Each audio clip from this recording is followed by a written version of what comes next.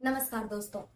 दोस्तों, जैसे सुशांत सिंह राजपूत का केस हुआ, जैसे राज कुंद्रा का केस हुआ, उससे बहुत सारी बातें सामने आ रही हैं।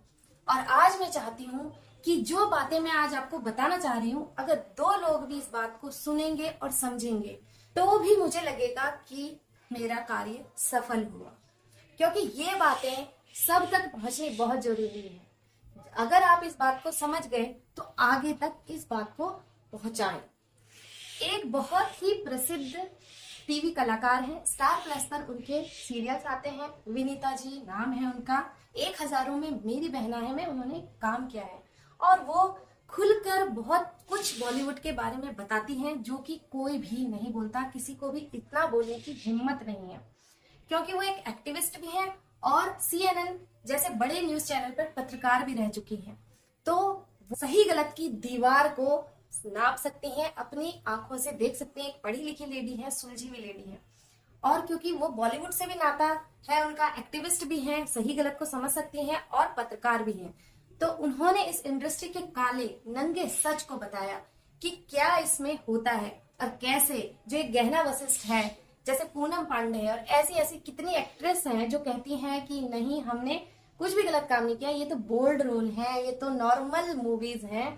कैसे ये एक्ट्रेस जो एक नॉर्मल बैकग्राउंड से आती हैं और इनके लिए सब कुछ नॉर्मल कैसे हो जाता है, इसकी पूरी कहानी जो है उनकी बातों में आप जब सुनेंगे तो आपको समझ आ जाएगा कि कैसे बॉलीवुड जो ये पूरा गैंग है, कैसे एक सीधे सादी छोटे शहरों से आई लड़कियों को इस तरीके की उनकी मानसिक सोच बना देता है। दोस्तों, विनीता चैटर्जी बताती हैं कि कैसे जब आप इस इंडस्ट्री में आते हो तो यहाँ के जो अघोषित नियम है, लेकिन बताए तो आपको नहीं जाएंगे, लेकिन वो नियम यहाँ कर पक्का है कि आप आते हैं तो आपको क्या लगता है कि आप ऑडिशन देंगे और आपका सिलेक्शन हो जाएगा।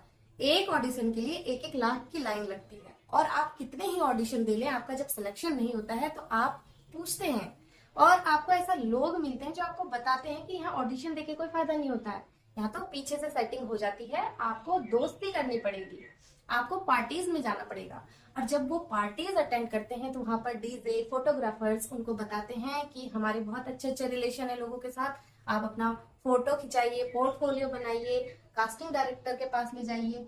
तो जब ये सब प्रक्रियाएं होती हैं, धीरे धीरे अपना पोर्टफोलियो बनता है, तो उन्हीं पार्टीज में कुछ नॉन चेहरे होते हैं, यानी जो लड़कियां थोड़ी बहुत फेमस हो जाती हैं, थोड़ा किसी टीवी शो में काम कर लेती हैं, जिन्हें आप जानते हैं, वो बताती हैं अरे ऐसे नहीं होता है, आपको किसी भी ऑडिशन देने की जरूरत नहीं है, आपको जो है डायरेक्टर्स, जो कास्टिंग डायरेक्टर होते हैं, उनकी गुड बुक्स में आना पड़ेगा। तो इस गुड बुक्स का मतलब जो है वो समझ जाइए, और जिसको नहीं समझ आता उसको बाहर भगा दिया जाता है।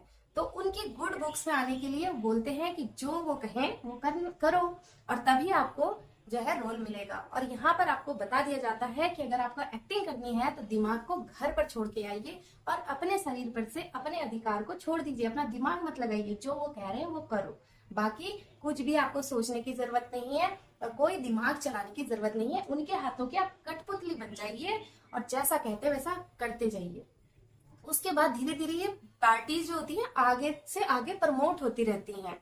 अंधेरी से वर्सोवा, जुहू से बांद्रा और फिर क्लब पार्टी से प्राइवेट पार्टी तक ये पार्टीज होती है। और इसी बीच जो लोग आपके साथ फ्रेंड सर्कल में हैं, जो आपके रूममेट्स हैं, वो आपके खाने में मिलाकर बिना आपके जाने आपके खाने में ही बहुत सारी चीजें मिला देते हैं, आपको नशे का आदी बनाते हैं धीरे धीरे और आपको पता ही नहीं चलता है।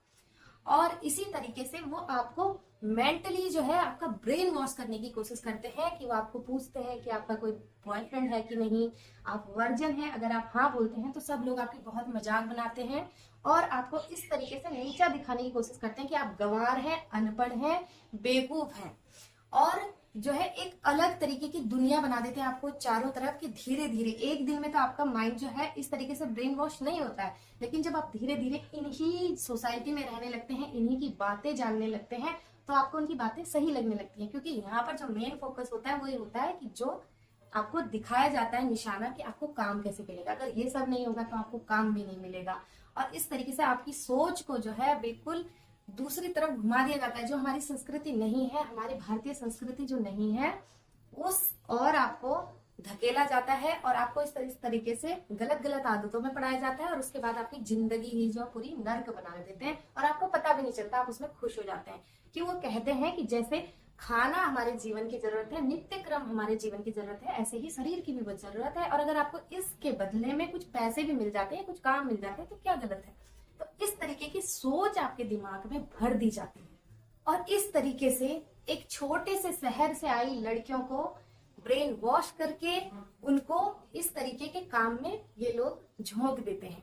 और एक और इनका हथियार है कि ये लोग हमेशा बोलते हैं, आपने सुना होगा कि स्टोरी की डिमांड है, स्टोरी की डिमांड है। आज से पहले क्या किसी ने स्टोरी नहीं लिखी? आज से पहले मूवीज नहीं होती थी? स्टोरी बनाता कौन है? आप ऐसी डिमांड ही क्यों रखवाते हैं स्टोरी में कि जो स्टोरी की डिमांड हो जाती है। और दूसरा, बोल्ड सीन करने पड़ेंगे। बोल्ड सीन का मतलब क्या होता है वो भी बदल के रख दिया है। बोल्ड सीन पुराने जमाने की हीरोइंस भी करती थी। कभी आप रेखा के बोल्ड सीन देखिए, कभी आप हेमा मालिनी के बोल्ड सीन देखिए, उसमें वल्गैरिटी नहीं थी, उनको बोल्ड सीन कहते थे। उनको परिवार के साथ बैठ के देखा जा सकता था। आजकल बोल्ड सीन का मतलब है गंदगी और वल्गैरिटी। तो बोल्ड सीन का जो बोल्ड का मतलब है जो वही बदल कर रख दिया इन लोगों ने। और आज जो ये सब चीज फिर क्या करते हैं, ओटीटी प्लेटफॉर्म पर रिलीज कर देते हैं, टीवी पर रिलीज कर देते हैं। ये उनके लिए नॉर्मल बात है। जैसा कि आपने सुना ही होगा गहना वशिष्ठ के मुंह से, ये नॉर्मल है, ये तो कुछ नहीं था, ये तो नॉर्मल बात है। तो यही तरीके के और इस तरीके की सोच भर दी जाती है अब सबके दिमाग में। तो इन लोगों के लिए नॉर्मल है, लेकिन ये सब जब हमारे टीवी पे चलता है, हमारे परिवार के लिए सब कुछ एबनॉर्मल है। हमारे बच्चे देखते हैं, हम अपने माँ बाप के साथ बैठकर देखते हैं, हम एक परिवार में सब देखते हैं। हम टीवी का रिमोट तो ऑन कर लेते हैं, उसके बाद हमारा कोई कंट्रोल नहीं है, जो मर्जी ये लोग दिखाते रहते हैं। तो इसके खिलाफ हमको आवाज उठानी पड़ेगी, हम ही लोगों को जागरूक होना पड़ेगा, क्योंकि हम इनके जो है देखने वाले हैं, कंज्यूमर्स हैं। तो हमको इनके ऊपर आवाज उठानी पड़ेगी और सबको बोलना पड़ेगा, क्योंकि देखते हम ही लोग हैं। इनका कुछ नहीं जाता है, हमारा बहुत कुछ जाता है। यही संस्कृति जो ये लोग वहां सिर्फ मुंबई के एक छोटी सी जगह में बना रहे हैं, वो संस्कृति धीरे धीरे टीवी के माध्यम से हमारे घर में घुस रही है।